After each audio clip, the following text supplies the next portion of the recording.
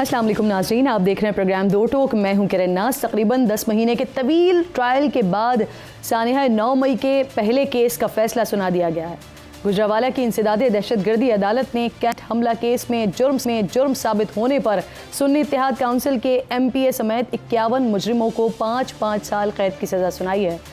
Supreme court ने भी फौजी अदालतों को मशरूत फैसले सुनाने की इजाज़त दे दी है, जिसके बाद ये इम्कान जाहिर किया जा रहा है कि ईद से पहले मज़ीद फैसले भी आ जाएंगे। इस्लामाबाद हाई कोर्ट के जजेस के इल्ज़ामात की तहकीकात के लिए हुकूमत ने साबिक चीफ जस्टिस तसद्दुक़ हुसैन जिलानी की सरबराही में एक रुकनी कमीशन कायम किया है। एलामिये के मुताबिक इंक्वायरी कमीशन तयन करेगा कि जजेस के इल्ज़ामात दुरुस्त हैं या नहीं हैं। कमीशन तयन करेगा कि कोई अहलकार बराह रास्त मुदाखलत में मुलव्वस था। तहकीकात की रोशनी में कमीशन किसी एजेंसी, महकमे या हुकूमती इदारे के ख़िलाफ़ कार्रवाई तजवीज़ करेगा और इस दौरान अगर कमीशन को ज़रूरी महसूस होता है तो वो किसी और मामले की भी जांच पड़ताल कर सकता है। एलामिये में ये भी कहा गया है कि काबीना ने 6 जजेस के ख़त में एग्जीक्यूटिव की मुदाखलत के इल्ज़ाम की नफ़ी करते हुए उसे नामुनासिब करार दिया है। इन्हीं तमाम मौज़ूआत पर बात करने के लिए दोनों मोअज़्ज़ज़ मेहमान शुएब शाहीन साहब और अफनानुल्लाह साहब मेरे साथ स्टूडियो में मौजूद हैं। आप दोनों की शुक्रगुज़ार हूँ। अफनान साहब, आपसे बात का आगाज़ करते हैं। गुजरावाला की इंसदादे दहशतगर्दी अदालत ने आज सानिया 9 मई के मुल्ज़िमान को 5-5 साल कैद की सज़ाएँ सुना दी हैं। इस केस में ये जो सज़ाएँ हुई हैं ये अपनी नौयत की पहली सज़ा है। देख रहे हैं आप मामला दुरुस्त समत में जा रहे हैं? जी, बिस्मिल्लाहिर्रहमानिर्रहीम। देखें, एंटी टेररिस्ट कोर्ट का अगर फ़ैसला है तो बिल्कुल उन्होंने जो एविडेंस है और जो मामलात हैं वो सारे सामने रख के ही फ़ैसला दिया है। और जो लोग मैंने हमेशा ये हमारी पार्टी ने मैंने हमेशा ये बात मेंटेन की है कि कोई भी गैर कानूनी काम में अगर मुलव्वस है तो उसको फिर उसके हिसाब से उसको डील करना चाहिए, वरना ज़ाहिर है अगर कानून के दायरे से हम लोग बाहर जाना शुरू हो जाएंगे तो फिर यहाँ पे जंगल वाला मामला ही शुरू हो जाएगा। तो जो और उनके पास जो भी ये हैं लोग, उनके पास राइट टू अपील तो है। हाई कोर्ट भी जा सकते हैं, सुप्रीम कोर्ट भी जा सकते हैं, तो अपना राइट भी यूज़ कर लें। और मेरा ये ख्याल है कि आइंदा के लिए, मुस्तकबिल के लिए बेहतर ये है कि हम जो हमारा राइट टू प्रोटेस्ट है उसको हम इस्तेमाल ऐसे करें, बेशक यहाँ मर्जी प्रोटेस्ट करें, लेकिन कभी भी जो है आपकी जमात से बार बार ये स्टेटमेंट आता रहा ना कि या तो 9 मई के मुल्ज़िमान को सजाएं दें या फिर इस मामले पर मिट्टी डाल दें। तो अब ये पहली सजाएं तो आज हो गई हैं, तो इसलिए मैं आपसे पूछ रही हूँ कि आप लोग मुतमईन हैं? नहीं, हमारे मुतमईन होने से तो कोई वो नहीं है ना। बात ये है कि किसी ने भी कानून तोड़ा है उसको कानून के मुताबिक डील करना चाहिए, चाहे वो मैं हूँ, किसी भी जमात से हो, चाहे जो मर्जी हो, किसी इदारे से हो, किसी जमात से हो, कहीं से भी हो। वरना ये फिर मुल्क चलेगा नहीं। ये अगर हम कहेंगे ना कि मैं कहूँ कि जी मेरे पे तो कानून का इतलाक नहीं होगा, आप पे होगा या इन पे होगा या उन पे होगा, इस तरह नहीं हो सकता। हम सब पे होगा तो चलेगा, वरना वरना फिर कहीं भी नहीं होगा। यानी फिर इसी तरह का स्टेटमेंट आपके जो तसद्दुक़ जिलानी साहब का कमीशन बन रहा है वहाँ से जो भी फैसला आता है फिर इसी तरह का स्टेटमेंट मैं बिल्कुल मैं आपको इसीलिए तो कह रहा हूँ ये हो नहीं सकता कि कोई एक कह दे कि जी मैं नहीं मानता तो बाकी सारे माने उसी कानून। ठीक है शुएब साहब, सर तहरीक इंसाफ के कारकुनान, आपकी जमात से हमदर्दी रखने वाले भी कई अफराद सज़ा पाने वालों में शामिल है। इनफैक्ट आपके एक MP हैं कलीमुल्लाह, इनको भी सज़ा हुई है, ये 5 साल वाली जो सज़ा सुनाई गई है। तो सर क्या आप तहरीक इंसाफ का लाए अमल क्या होगा? क्या आप लोग इसे चैलेंज करने जा रहे हैं? इस मामलात को कानूनी मावनत इन लोगों को फराहम की जाएगी आप लोगों की तरफ से जिनको सजाएं हुई हैं? देखिए, मुझे तो पहले तो ज़ाहिर फैक्ट्स पूरी तरह नहीं पता, ये हमने TV के ज़रिए ही सुना है। नेचुरली जिन लोगों को सजाएं हुई हैं उनका हक़ है आगे चैलेंज करने का। हाई कोर्ट में अपील होगी, हाई कोर्ट की अपील के बाद इसको लेसर पनिशमेंट तस्वर होती है, 3 से 5 साल जो होती है, इसमें आमतौर पर ज़मानत हुआ करती है। अब ये नहीं पता कि नीचे एविडेंस क्या आई है और उस एविडेंस में कितनी क्रेडेंशियल्स हैं, क्या वो एविडेंस प्रोक्योर की गई है बाय फोर्स, जिस तरह 164 की स्टेटमेंट्स ली गई हैं, क्या कोई पुलिस के अलावा कोई इंडिपेंडेंट विटनेस भी हैं, क्या उसमें कुछ CCTV फुटेजेस थे, नहीं थे, वो सारी एविडेंस देखने के बाद फैसला होगा। क्योंकि निचली अदालतों में आम तौर पर जो है वो प्रेशर ज़्यादा होता है। आपने देख लिया है जिस तरह के फ़ैसले इमरान ख़ान के ख़िलाफ़ लिए गए। आज इस्लामाबाद हाई कोर्ट में जब ये मैटर आया है तो सब चीज़ खुल के सामने आ गई है। यानी जो प्रोसिक्यूटर्स स्टेट काउंसिल थे, उनको उठाकर इमरान खान का वकील बना दिया गया। उनको कहा अब आप जिरा कर लें इनको, और 1 ही घंटे के अंदर उन्होंने सारे गवाहों पे जिरा करके मुकम्मल कर ली। यानी सर आप फिर शौकत सिद्दीकी साहब के इल्ज़ामात को भी आप समझते होंगे कि वो दुरुस्त थे, क्योंकि उन्होंने भी इसी तरह के प्रेशर्स के बारे में बताया साबिक वज़ीर आज़म पर और उनकी बेटी पर, किस तरह से फिर केसेस बनाए गए और किस तरह से उनके फैसले सुनाए गए। देखिए, शौकत सिद्दीकी साहब अब एक्विटल हो गई है उनकी, सुप्रीम कोर्ट से फैसला आ गया है। नहीं, मैं उनके इल्ज़ामात मैं उसी की बात कर रहा हूँ ना। सुप्रीम कोर्ट के उन फैसला आने के बाद उनके एलिगेशंस की तहकीकात के लिए मुतालबा किया है शौकत सिद्दीकी ने भी, जो अब 6 जजेस ने मुतालबा किया है।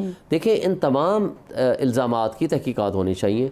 हर ज़माने में हमारी इंटेलिजेंस एजेंसीज़ का रोल रहा है, लेकिन आजकल जो कुछ हो रहा है, देखें, एक सिटिंग जज के ब्रदर निस्बती को उठा के इलेक्ट्रिक शॉक लगाया गया, एक सिटिंग जज के बेडरूम और ड्राइंग रूम के अंदर से, मास्टर बेड के अंदर से सीसीटीवी कैमरे लगे हुए थे, और उसके अलावा जिस तरह लोगों के फैमिलीज़ को उठाया गया, जिस तरह उनके ऊपर तशद्दुद किया गया, ये इस्टेब्लिश करता है इस बात को कि पाकिस्तान में जो पिछले साल हम चीखते चिल्लाते रहे कि हमारे लोगों को उठाया जा रहा है, ज़बरदस्ती उनको फोर्स किया जा रहा है कि वो किंग्स पार्टियों में शामिल हों, उनको मजबूर किया जा रहा है कि वो अपनी पार्टियाँ छोड़ें, चार दीवारी की पामाली हो रही है, उस बात को कम से कम इन 6 जजेस की इस स्टेटमेंट ने इस्टेब्लिश कर दिया है। और इमरान खान सजा, ये शुरू कहाँ से हुआ?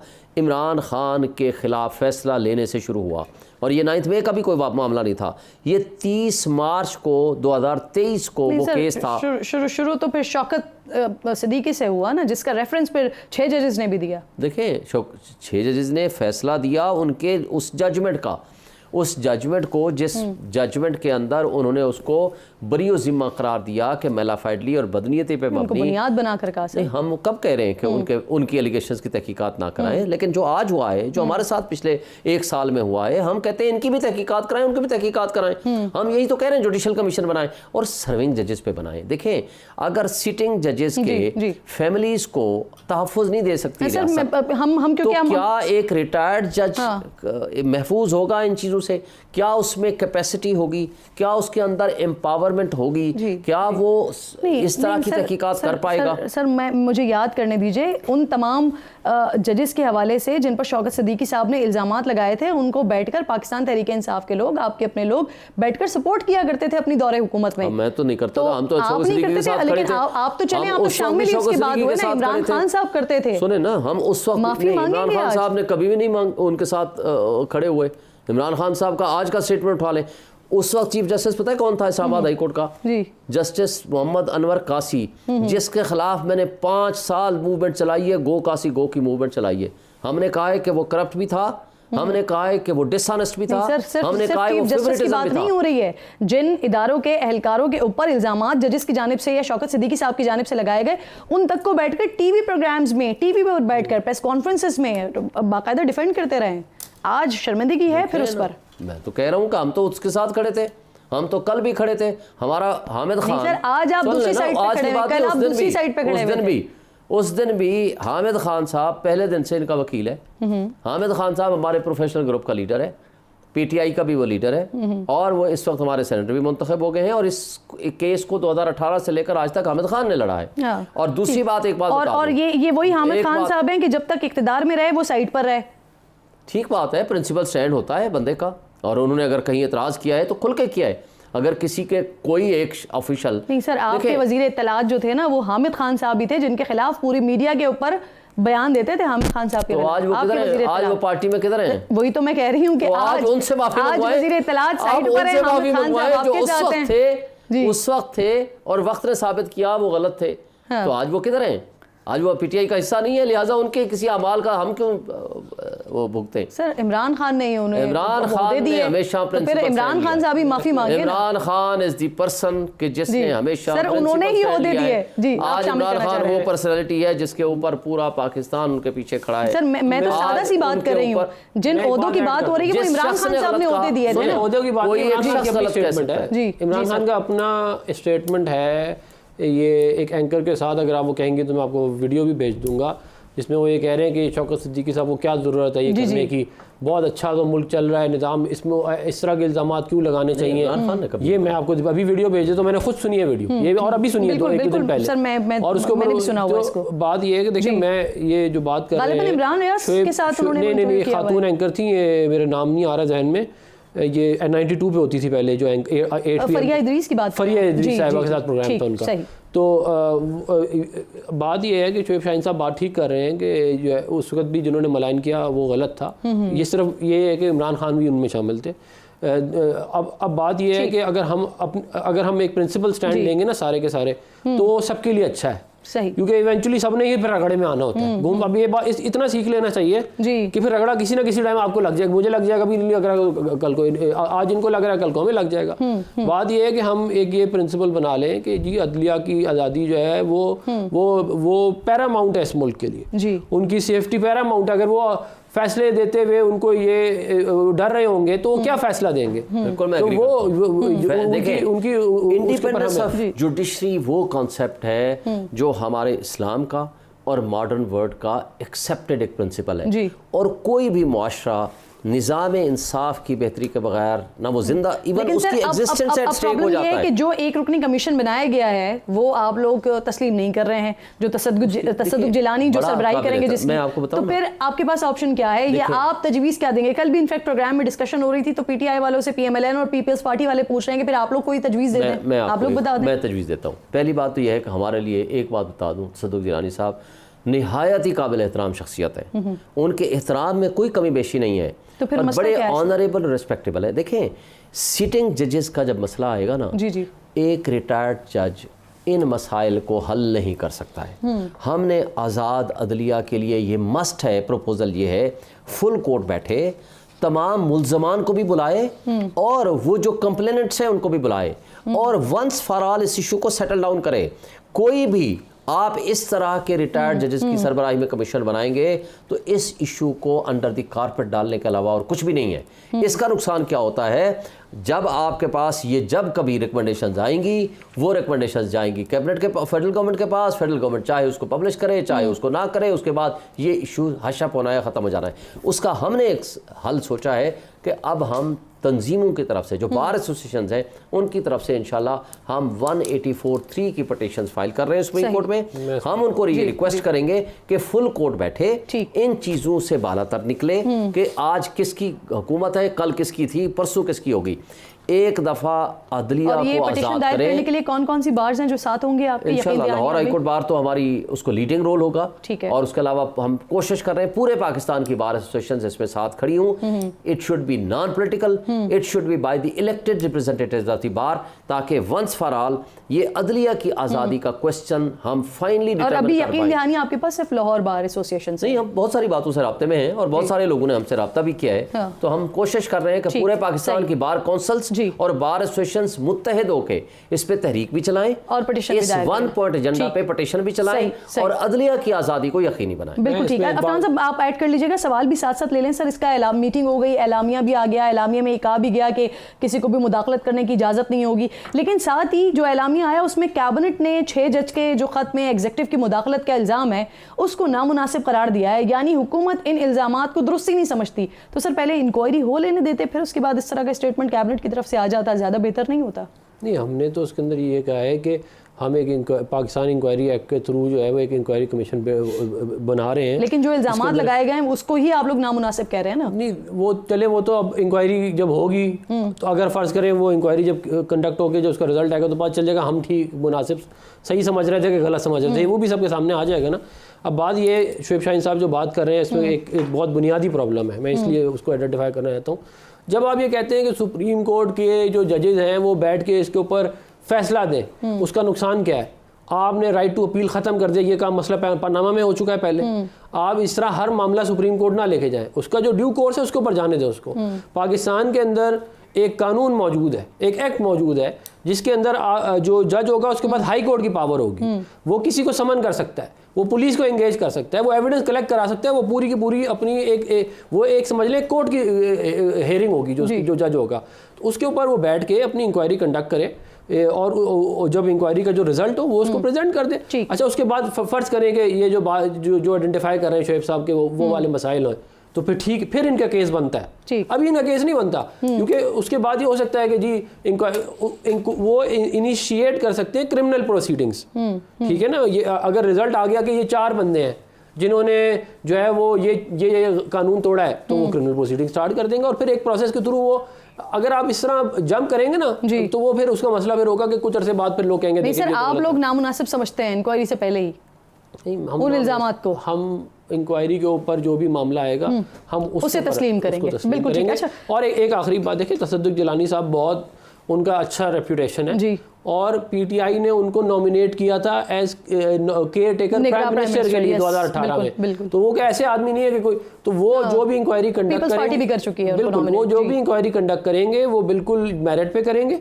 अगर कोई मसला होगा तो वो फिर नहीं, वो भी आइडेंटिफाई कर देंगे, कौम को पता चल जाएगा कि क्या दूध का दूध और पानी का पानी। बिल्कुल ठीक, आपका पॉइंट आ गया इस पे। अच्छा सर शुएब साहब, ये गुज़िश्ता दिनों जो सुप्रीम कोर्ट में फौजी अदालतों के खिलाफ फैसले पर इंट्रा अपीलों पर समाअत के दौरान अदालत उज़्मा ने फौजी अदालतों को जो फैसला सुनाने की मशरूर इजाज़त जो दी थी, उसमें वो फैसले जिनका ईद से पहले जिनके मामला जिनको रिहा होना था उनके लिए फैसलों का कहा गया था। अब क्या कहते हैं आप, क्या सानिया 9 मई के कुछ मुल्ज़िमान की सज़ाएं ये भी सुनाई जा सकती हैं, आपको लगता है ये कमिंग डेज़ में फ़ौजी अदालतों में? देखिए मेरा नहीं ख्याल कि देखिए, एक तो ये था कि जिन लोगों को आप बरी कर सकते हैं, एक्विटल जिनकी हो सकती है, उनको तो ईद से पहले फारिग कर देना, वो तो जाए ना, उनको क्यों उनके साथ जाती हो। और उसके बाद अगर ईद के बाद अब केस चला जाएगा, उसके बाद पता चलेगा, क्योंकि ये स्टेटमेंट आएगी, जिनको तो छोड़ देंगे तो वो तो खुश आइंदे। मगर असल सवाल ये नहीं है, वहाँ हमारा जो प्रिंसिपल स्टैंड है वो ये है कि आर्मी एक्ट का इतलाक़ सिविलियंस पे हो नहीं सकता। आपने अगर किसी सिविलियन का ट्रायल करना है तो वो सिविलियंस की कोर्ट में ट्रायल करें जो जज वहाँ बैठे हों। तो बुनियादी सवाल ये है, लिहाजा वो बुनियादी सवाल को डिसाइड करना है कोर्ट ने। अगर उन्होंने ये कह दिया कि नहीं ये सिविलियन का ट्रायल आप कर ही नहीं सकते, तो चीज़ें सारी ख़त्म हो जाएंगी। जो एक्विटल हो गए तो वो तो वैसे ही हो गए ना, उसका तो कोई इशू ही कोई नहीं रहा। लेकिन जिन लोगों का सवाल ये है कि नहीं उनकी एक्विटल उनकी जो है नहीं हो सकती और उन लोगों के खिलाफ ट्रायल हो ही नहीं सकता, तो वो सारे केसेस ट्रांसफ़र हो जाएंगे टू एनी अदर कोर्ट, वो ख़त्म हो जाएगा।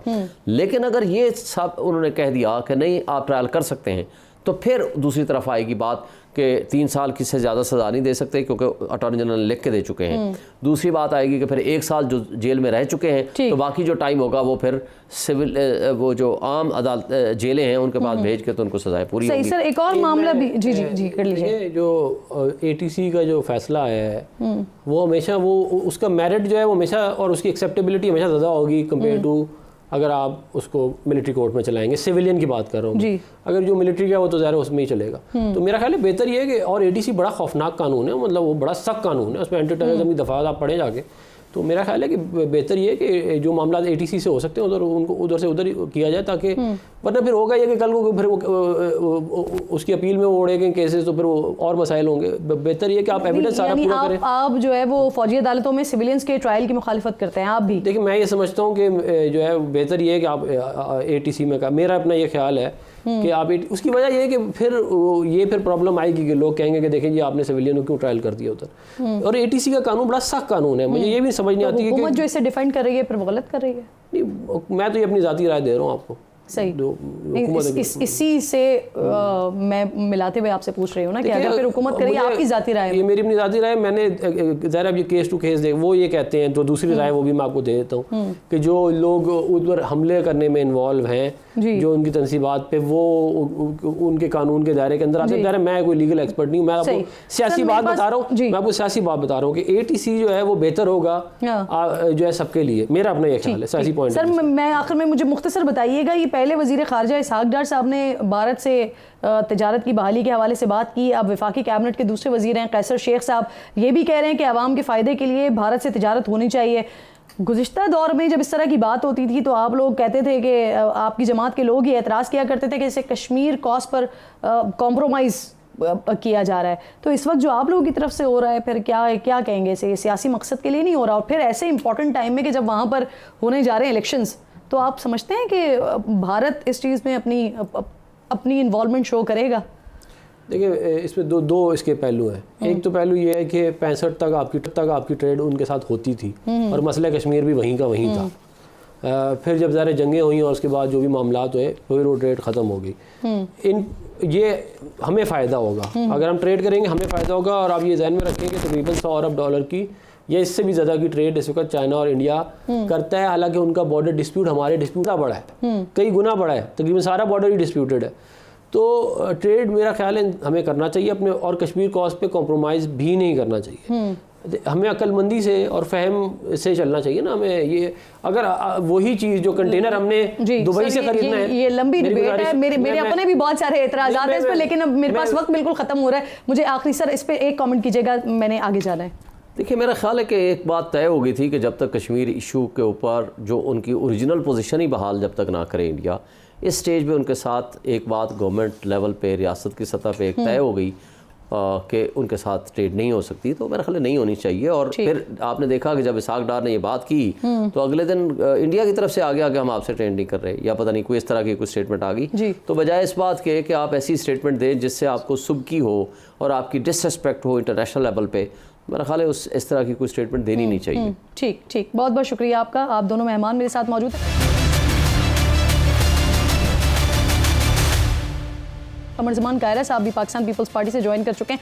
बहुत शुक्रिया कायरा साहब। सर, ये सानिया 9 मई के मुल्ज़िमान को सज़ाएं सुनाई गई हैं आज। पाकिस्तान तहरीक इंसाफ के जो MP हैं वो भी इन सज़ाओं में शामिल है। आपकी इत्तेहादी जमात है पाकिस्तान मुस्लिम लीग नून, ये तो मुसलसल मुतालबा कर रही है कि 9 मई के मुल्ज़िमान को सज़ाएं सुनाई जाएँ।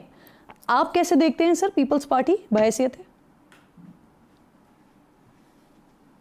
देखिए, 9 मई के वाक़यात के बारे में तो PTI की क़यादत, इवन इमरान खान साहब ने भी कहा कि जो लोग उसमें मुलव्वस हैं फिर ट्रायल के बाद उनको सज़ा मिलनी चाहिए।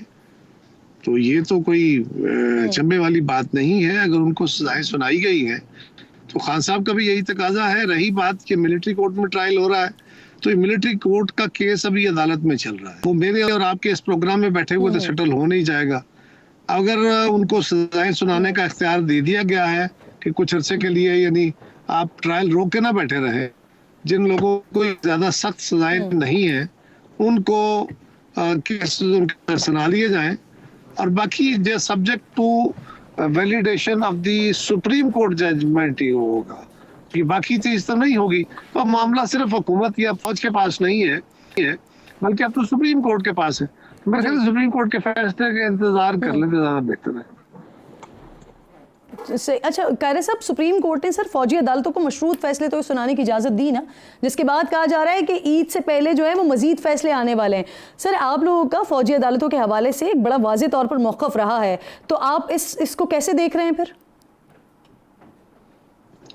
मैंने अर्ज किया कि मेरे देखने या ना देखने से फर्क नहीं पड़ रहा। इस वक्त मामला सुप्रीम कोर्ट में है। मैं इसको अच्छा कहूँ, बुरा कहूँ, ना कहूँ, चंगा कहूँ, ये सुप्रीम कोर्ट ने फैसला करना है ना। सुप्रीम कोर्ट में केस ऑलरेडी जारी है, तो let's wait for the supreme court judgment. जी जी, सही। सर, आपकी यकीनन इस पे कोई ना कोई राय होगी, मैं उस राय के हवाले से पूछ रही थी। आगे बढ़ जाते हैं। कायरा साहब, इस्लामाबाद हाई कोर्ट के जजेस के इल्जामात पर तहकीकात के लिए साबिक चीफ जस्टिस तसद्दुक़ हुसैन जिलानी, उनकी सरबराही में कमीशन कायम किया गया है।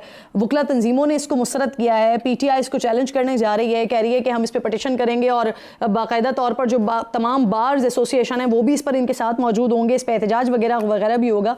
पाकिस्तान पीपल्स पार्टी का क्या मौक़िफ़ है सर इस पर? क्या पार्टी से या सदर मुमलिकत से इस पर कोई मुशावरत भी की गई थी? अभी तो इस पर मुशावरत नहीं हुई जी। मेरे इल्म के मुताबिक सदर साहब से मुशावरत हुई हो तो मुझे नहीं पता, लेकिन पार्टी के साथ नहीं हुई, और ये ज़रूरी भी नहीं है। लेकिन PTI क्या कहती है? PTI तो अगर अदालत ये कमीशन बनाती फिर भी अदालत इस पर PTI एतराज़ कर लेती। उन्होंने तो एतराज़ करना ही करना है, क्योंकि वो किसी मामले को हल करने की तरफ जाने नहीं देंगे। उनको सूट करता है कि कास्ट टका रहे। मेरा ख्याल ये है कि जब पूरी सुप्रीम कोर्ट के 15 जजेस ने बैठ के ये फैसला किया, वज़ीर आज़म साहब को तलब किया या बुलाया गया और उन्होंने उनके साथ बैठ के फैसला किया, उनकी मशावरत से कमीशन बना, और फिर इस कमीशन की रिपोर्ट जो है इसकी वैलिडेशन इस तरह भी हो गई कि उसके बाद फिर फुल कोर्ट मीटिंग हुई। उस मीटिंग में भी इस मामले को रखा गया और फिर एलामिया जारी हुआ, उसमें तय हुआ कि ये गवर्नमेंट के साथ तय हो गया है। तो अगर 15 जजेस सुप्रीम कोर्ट के बैठ के कह रहे हैं तो मेरे ख्याल में वो अपने इदारे के बारे में मुझसे और आपसे ज्यादा कंसर्न होने चाहिए। सीनियर मोस्ट जजेस ऑफ द पाकिस्तान है। रही बात जमात की या मेरी जमात की या किसी और जमात की, उनकी अपनी आरा हो सकती हैं।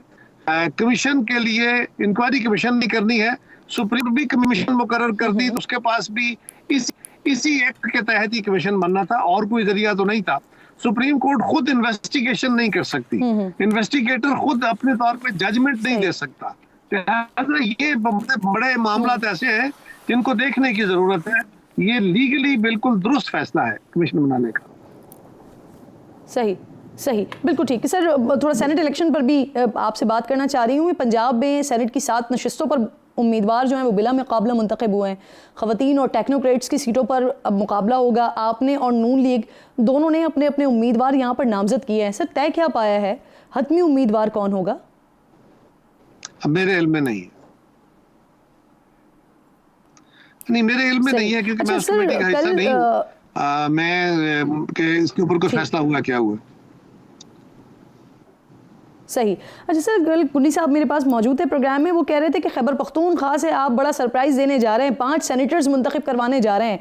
नंबर गेम देखें तो सर ये नामुमकिन है, लेकिन माजी में अगर हम देखते हैं तो कुछ भी हो सकता है। पाकिस्तान पीपल्स पार्टी की एक्सपर्टीज़ हमने देखी है सेनेट के स्पेशली मामलात में सरप्राइजेस देने की। तो सर गेम प्लान क्या है कैरे साहब? मेरे ख्याल में वो ये मुनासिब कमेंट नहीं है, इसको विड्रा कर लीजिए। पीपल्स पार्टी के ऊपर इस तरह का कमेंट मुनासिब नहीं होगा। पुंडी साहब ने अगर आपको कहा है तो बाकी जमातों के साथ इत्तेहाद करके सर वही कह के गए, इसीलिए मैं कह रही हूं स्पेशल सीटों पे नहीं, आपने जिस तरह कहा वो आप भी समझती हैं, मैं भी समझता हूँ, इस पर ज्यादा मैं उलझना नहीं चाहता। तो कुंडी साहब ने जो कहा उनको ज्यादा बेहतर खबर है, और वहाँ जमातों से एडजस्टमेंट करके और आज़ाद अरकान से एडजस्टमेंट करके ये हो सकता है। अच्छा कारी साहब, आपको अगर मेरी आवाज़ आ रही है, आप मुझे सुन सकते हैं, तो सर जवाब दीजिएगा। पंजाब में गवर्नर पीपल्स पार्टी का आना है, लेकिन अभी तक कोई फैसला नहीं हो सका है। तो कारी साहब, वजह और गवर्नर पंजाब के लिए आपका नाम भी लिया जा रहा है, तो क्या आपसे बात हुई है कोई पार्टी की? अभी तक तो मेरी इत्तला के मुताबिक हमारी बात के अंदर कोई इस पर कंसल्टेशन नहीं। क़यादत ने फैसला करना है, क्योंकि इस तरह के फैसलों के लिए तो क़यादत को पार्टी ने इजाज़त दी होती है, और सिर्फ पंजाब नहीं, चारों सूबों के गवर्नरों का फैसला होना है। और किसी भी गवर्नर को तब्दील अभी तक नहीं किया गया। मेरी जमात हमेशा मेरी इज्जत करती है, मेरे लिए इज्जत का सामान पैदा करती है। तो मेरे लिए फैसला हुआ तो बिस्मिल्लाह, मेरे लिए फैसला ना हुआ, किसी और दोस्त के लिए हुआ तो बिस्मिल्लाह। प्रोग्राम में मेरे साथ कमर साहब मौजूद थे, हम गुफ्तगू कर रहे थे। सर बहुत शुक्रिया आपके वक्त का। एक और अहम तरीन मौजू पर बात करेंगे। मुल्क की सियासत की तरह कौमी क्रिकेट में भी इस वक्त हलचल मची हुई है। फरवरी में हुए आम इंतखाबात के बाद सियासी माहौल, हुकूमत साजी में कप्तानी की सीट पर शहबाज शरीफ की आमद के बाद कुछ थम सा गया है, लेकिन कौमी क्रिकेट टीम के अंदर हलचल मची हुई है। क्रिकेट बोर्ड की इंतज़ामिया की तब्दीली के साथ साथ कप्तानी की कुर्सी पर भी तब्दीली के इशारे मिल रहे हैं। कहीं कहीं इशारे मस्बत तो कहीं कहीं से ये इशारे मनफी आ रहे हैं, और ये सब उस वक्त हो रहा है कि जब 2 माह बाद ही टीम को अहम तरीन असाइनमेंट यानी T20 वर्ल्ड कप खेलने के लिए अमेरिका जाना है, और अभी तक बोर्ड को टीम के लिए कोई कोच भी नहीं मिला है। सूरत हाल कुछ इस तरह से है कि पाकिस्तान क्रिकेट बोर्ड ने बाबर आजम को एक मरतबा फिर कप्तान बनने की पेशकश कर दिया, लेकिन अभी तक कोई वाज़ेह ऐलान सामने नहीं आया है। लेकिन इस खबर को मज़ीद दिलचस्प बाबर आजम की ताज़ा तरीन सोशल मीडिया पर पोस्ट ने बनाया है, जिसमें उन्होंने फिटनेस ट्रेनिंग करते हुए अपनी तस्वीर शेयर की हैं और साथ ही अंग्रेज़ी में बैक लिखा है। लेकिन कप्तानी की इस कहानी में मज़ीद जो ट्विस्ट वो उस वक्त सामने आ रहा है जब मालूम हुआ कि बोर्ड ने T20 की कप्तानी की पेशकश की है, लेकिन बाबर आजम ने PCB से तीनों फॉर्मेट्स यानी T20 के साथ साथ वनडे और टेस्ट टीम की तवील मुद्दती कप्तानी का भी मुतालबा किया है। मोतबर क्रिकेट वेबसाइट क्रिकेइन्फो, इनका कहना है कि बाबर आजम ने T20 वर्ल्ड कप में पाकिस्तान टीम की क़यादत करने की PCB की दरख्वास्त पर गौर को तीनों फॉर्मेट्स की कप्तानी की शर्त से मशरूत किया है। बसूरत दीगर बाबर आजम PCB की पेशकश पर गौर भी नहीं करेंगे। अब इसी दौरान ये खबर भी आई है कि सेलेक्टर्स चंद रोज़ में काकोल का दौरा करने वाले हैं, जहां कौमी क्रिकेट टीम का फिटनेस कैंप चल रहा है। टीम सेलेक्टर्स के दौरे का मकसद बाबर आजम को T20 की कप्तानी के लिए राज़ी करना है।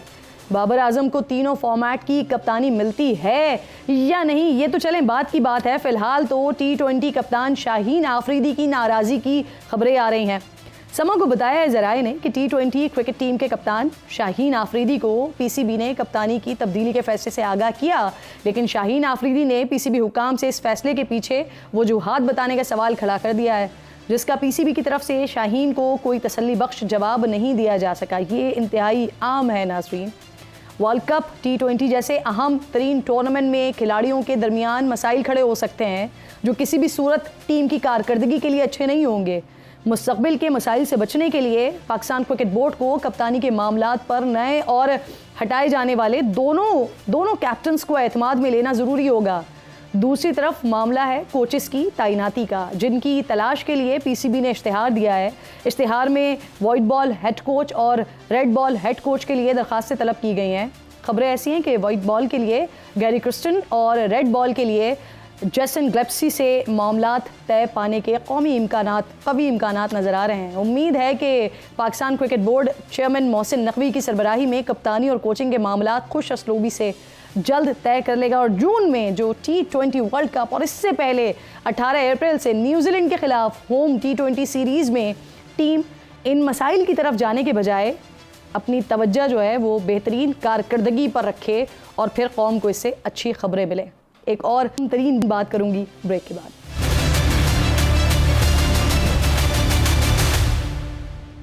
प्रोग्राम में एक बार फिर आपको खुशामदीद कहती हूँ नाज़रीन। सूरह फतह में अल्लाह रब्बुल जलाल फरमाते हैं वयंसुरकल्लाहु नस्रन अज़ीज़ा, बेशक अल्लाह आपकी ज़बरदस्त मदद फरमाएंगे। तो हक़ आ गया, बातिल मिट गया। यकीनन बातिल तो मिटने वाला ही है। 20 रमज़ानुल मुबारक फ़तह मक्का फ़तह मुबीन, जब 313 जानिसारों से शुरू होने वाला काफ़िला अज़ीम 10,000 सहाबा के लाओ लश्कर के साथ बग़ैर किसी बड़ी मज़ाहमत के मक्का में दाखिल हो रहे हैं। फ़तह मक्का जब दुनिया पर मुसलमानों की हैबत बैठ जाती है। फ़तह मक्का जब सरज़मीन अरब से शिर्क की हाकिमियत का ख़ात्मा हो रहा है। फ़तह मक्का जब खुद रसूल खुदा एक एक करके 360 बुतों को अपने हाथ से ढा रहे हैं। फ़तह मक्का जब काबतुल्लाह को बुतों और उनकी तस्वीर के नापाक वजूद से पाक किया जा रहा है। फ़तह मक्का जब मुसलमान बैतुल्लाह में दाखिल होकर तवाफ़ कर रहे हैं। फ़तह मक्का जब काबे की छत से हज़रत बिलाल अल्लाह की वहदानियत का अलम बुलंद कर रहे हैं। ये वही मक्का है कि फ़तह से पहले हज़रत बिलाल अल्लाह रब्बुल जलाल की किब्रियाई का ऐलान करें तो उनको दहकते अंगारों पर लिटा दिया जाए और फिर यही अंगारे हज़रत बिलाल के जिस्म से रस्से खून से ठंडे हो जाएं। ये वही मक्का है जहां इस्लाम कबूल करना एक नाकाबिले माफ़ी जुर्म हो। ये वही मक्का है कि जहां इस्लाम का इकरार करने पर हज़रत यासिर और उनकी ज़ौजा हज़रत सुमैया को भरे मजमे में शहीद कर दिया जाए। ये वही मक्का है जहां रहमतुल्लिल आलमीन की सच्चाई को झुटला दिया जाए। दौराने इबादत आप पर ऊँट की गंदी ओजड़ी डाली जाए। जहाँ शेब बिन अबी तालिब में आप सहाबा की मुख्तसर जमात के साथ मुहासरे में रहें। आज वही कुफारे मक्का हथियार डाले अपनी किस्मत के मुंतज़िर हैं। रहमतुल्लिल आलमीन होने का मंजर दुनिया देख रही है और तारीख़ में लिखा जा रहा है। आप पर कंकरी मारने वाले, गंदगी फेंकने वाले, बुरा भला कहने वाले कांप रहे हैं, चारों तरफ दौड़ रहे हैं, अमान मांग रहे हैं। आज ज़मीन पर उनके पास छुपने की कोई जगह मौजूद नहीं है। खौफ में सारा आलम डूबा हुआ है। लेकिन कुर्बान जाइए आका करीम की ज़ाते अक़दस पर, जिनकी रहमत के साए में सब ने अमान पाई। मुसलमानों के लश्कर में कबीला बनु खर्ज की कमान हज़रत साद बिन इबादा के हाथ में है। वो अबू सुफियान को दूर से देखकर ही पहचान लेते हैं और ज़ोर से ऐलान करते हैं कि अल-यौम यौमुल मलहमा, अल-यौम तसहतुल काबा, आज खून की नदियाँ बहाने का दिन है, आज काबे को पाक कर दिया जाएगा। अबू सुफियान ये मंजर देख रहा है, परेशान है। मोहम्मद मुस्तफ़ा अहमद मुजतबा की खिदमत में हाजिर होता है, मंजर बयान करता है, जिस पर आप सल्लल्लाहु अलैहि वसल्लम इरशाद फरमाते हैं कि अल-यौम यौमुल बरहमा वल यौम यौम ताज़ीम फ़िल काबा, आज का दिन रहमत का दिन है। आज का दिन वो दिन है जिसमें काबे की ताज़ीम की जाएगी। फिर रहमतुल्लिल आलमीन ऐलान करवा रहे हैं कि जिसको अमान चाहिए वह बैतुल्लाह में आ जाए, जिसको अमान चाहिए वो अबू सुफियान के घर में दाखिल हो जाए, जिसको अमान चाहिए वो अपने घर के दरवाज़ों को बंद कर ले। तारीख़ इंसानी का अजब वाक़या है कि जहाँ फ़ातिहीन सरों को झुकाए रब के हुजूर पेश हो रहे हैं, दुश्मन ऐसी शिकस्त पर मशकूर है। ऐसा मंजर न पहले कभी देखा और न इसके बाद। फ़तह मक्का की खुशियाँ सिर्फ ज़मीन पर नहीं, आसमान पर भी मनाई गईं। ये सिर्फ मक्का को फ़तह करने का दिन नहीं है, बल्कि ये हज़ारों दिलों को फ़तह करने का दिन है। ये अपने बदतरीन दुश्मन को अपना अजीज़ तरीन दोस्त बनाने का दिन है। ये अल्लाह के लिए की जाने वाली दुश्मनी को अल्लाह के लिए की जाने वाली मोहब्बत में बदलने का दिन है। आज ज़रा सी ताकत मिलने पर बदमस्त हो जाने वालों के लिए सीखने का दिन है, सियासत हो या रियासत हो, तरजीह गले लगाने के बजाय अंजाम तक पहुंचाने की ख्वाहिश रखने वालों के लिए नसीहत का दिन है। माशरे को तकसीम करने वालों के लिए इबरत का दिन है। माफ़ी और अफू दरगुजर की राह को अपनाने का दिन है। लोगों को नहीं बल्कि उनके दिलो दिमाग को जीतने का दिन है। जाहिर के नहीं बातिन के भी बुतों को गिराने का दिन है। आज तस्लीम करने का दिन है कि ताकतवर वो है जो कुव्वत रखते हुए भी माफ़ कर दे। आज ये समझने का दिन है कि बंदों से लड़ाई अल्लाह के खातिर है, अपने नफ्स के खातिर नहीं है। आज का दिन बताता है कि अगर अल्लाह ताकत और हुक्मरानी अता कर दे तो आजिज़ी इख्तियार करें, झुक जाएं, वरना जो ताकत और शोहरत तख्त व ताज देता है वो लेना भी जानता है, हिसाब करना भी जानता है और सज़ाएं भी देता है, चाहे वो सज़ा दुनिया में हो या आखिरत में हो। प्रोग्राम का वक्त ख़त्म हो गया, इजाज़त दीजिए, अल्लाह निगहबान।